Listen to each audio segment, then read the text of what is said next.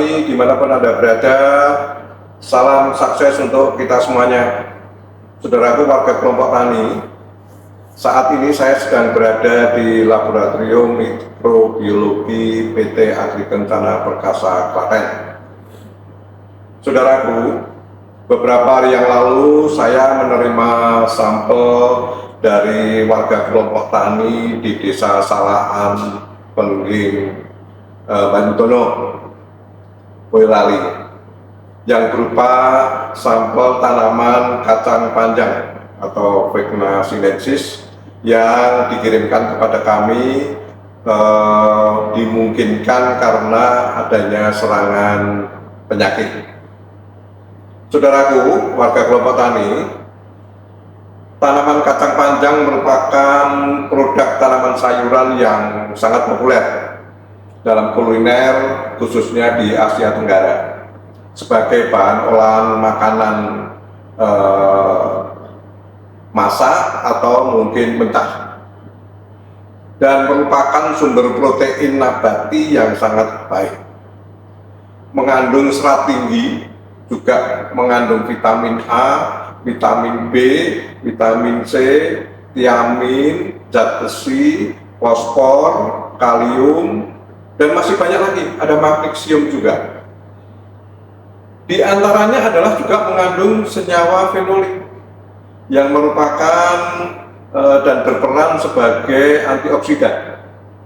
Jadi sangat bagus sekali. Dan nutrisi di dalamnya itu mengandung asam lemak tak jenuh. Asam lemak tak jenuh merupakan faktor untuk kesehatan yang luar biasa. Saudaraku, kita tahu bahwa tanaman kacang panjang juga bisa ditanam di mana saja, khususnya di wilayah Asia Tenggara. Di Indonesia, di tanah Jawa, itu biasanya ditanam di antara pertanaman padi, jadi merupakan tanaman selah yang biasanya ditanam di sekitar galengan. Dan itu merupakan produk tambahan atau hasil produksi pertanian tambahan bagi petani untuk keperluan sehari-hari. Saudaraku, ternyata syarat tumbuh tanaman kacang panjang pun juga tidak sulit, sangat mudah. Itu biasanya akan tumbuh subur pada tanah latosol atau tanah lempung berpasir, kemudian yang juga mengandung banyak bahan organik, biasanya di tanah sawah kan banyak bahan organik. Nah, terutama dia akan tambah subur kalau itu pada dan lahan-lahan yang punya drainase baik. Biasanya tumbuh baik pada pH 5,5 sampai 6,5. Dan di iklim kering pun dia bisa tumbuh bagus karena cukup hanya dengan curah hujan 600 sampai 1.500 mm per tahun. Dan rata-rata tumbuh sangat bagus pada ketinggian 800 di atas permukaan laut. Umurnya pun sangat pendek, yaitu 45 sampai 50 hari setelah tanam sudah bisa dipanen. Dan pada varietas-varietas tertentu yang punya daya ketahanan baik terhadap beberapa jenis penyakit, itu dapat memberikan hasil yang cukup bagus, yaitu 35 sampai 37 ton per hektar. Jadi cukup menggiurkan bagi masyarakat petani pada umumnya. Saudaraku warga kelompok tani, sampel yang dikirim kepada kami itu berupa tanaman yang daunnya, saudara warga kelompok tani bisa melihat ini ya, daun terlihat memunculkan gejala menguning pada permukaan daunnya, juga agak mengkerut dan terjadi semacam melengkung ya. Jadi tidak hanya mengkerut tetapi melengkung.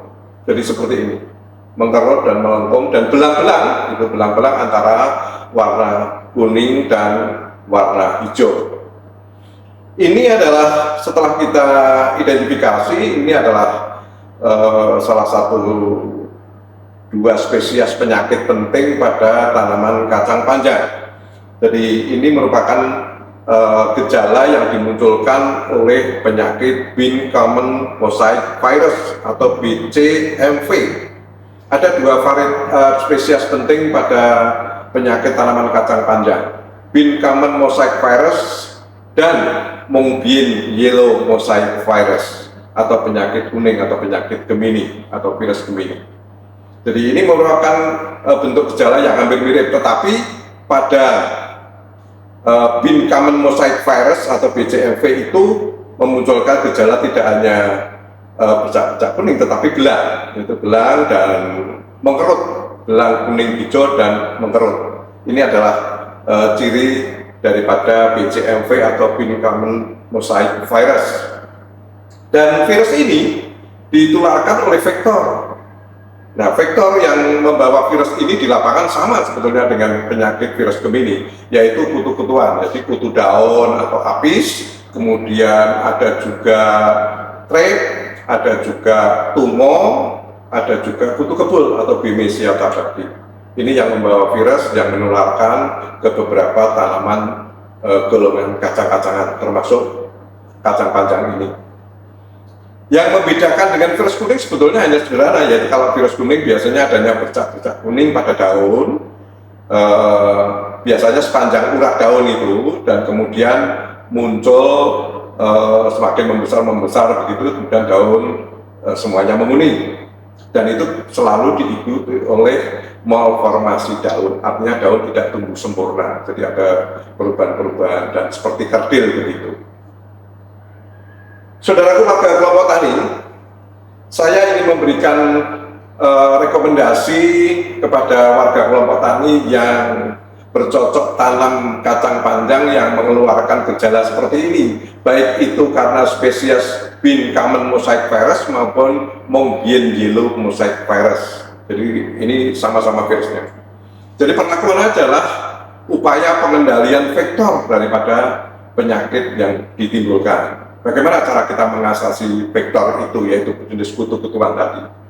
Yang pertama, bisa ditanam berupa barier tanaman atau barier crop, berupa tanaman penghalang di sekitar tanaman pokoknya. Biasanya digunakan tanaman jagung di sekeliling pertanaman pokok. Dan tanaman jagung merupakan habitat penting bagi kumbang koksi yang merupakan musuh alami kutu daun. Jadi kumbang koksi bisa tinggal di tanaman jagung dan kemudian dia akan mengendalikan atau mencari mangsanya di tanaman pokoknya, yaitu berupa kutu-kutuan. Kemudian yang kedua itu adalah eradikasi.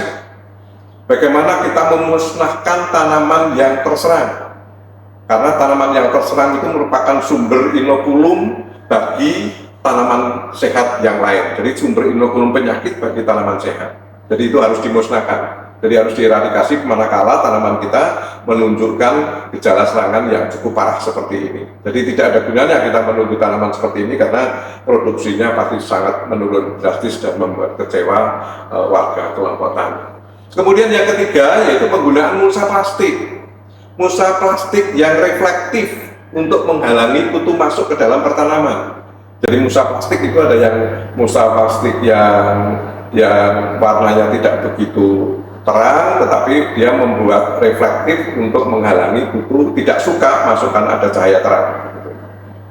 Kemudian berikutnya adalah penggunaan pestisida nabati. Pestisida nabati berupa ekstrak limbah, ekstrak gadung, ekstrak bawang putih, dan apa saja yang sudah pernah dilakukan di lapangan oleh warga kelompok tani, terutama yang telah mengikuti sekolah lapang pengendalian hama terpadu.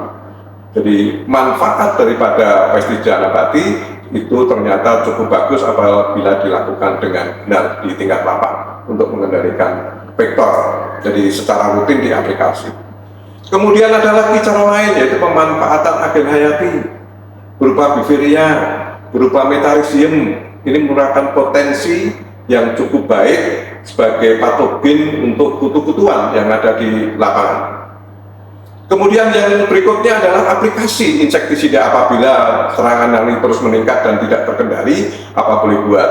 karena sudah di atas ambang ekonomi, ya harus menggunakan insektisida. Nah, insektisida apa yang bisa digunakan untuk pengendalian kutu-kutuan itu adalah yang berbahan aktif, terutama imidacloprid. Kemudian yang paling penting sebetulnya tidak hanya bahan aktifnya, tetapi bagaimana kita merotasi bahan aktif tersebut agar mencegah terbentuknya biotip baru. Jadi manakala kita mengaplikasi dengan bahan aktif tertentu, kemudian pada rentang waktu tertentu, mungkin 1 bulan berikutnya kita ganti insektisida yang lain yang mempunyai bahan aktif yang berbeda. Ada hal-hal lain yang perlu dilakukan oleh warga kelompok tani sebetulnya agar model pengendalian yang dilakukan ini dapat lebih memberikan hasil yang menggembirakan atau hasil yang positif, yaitu antara lain, selain pengendalian vektor tadi, antara lain adalah rotasi tanaman. Jadi apabila ibu dan bapak sekalian warga kelompok tani menanam tanaman kacang panjang dan kemudian memunculkan penyakit semacam ini, akan lebih baik pada periode berikutnya tidak menanam sejenis yang serupa atau golongan tanaman yang serupa, tetapi bisa juga ditanami tanaman yang lain, misalnya tomat atau mungkin kubis atau bentuk sayuran yang lain yang bukan dari golongan kacang-kacangan.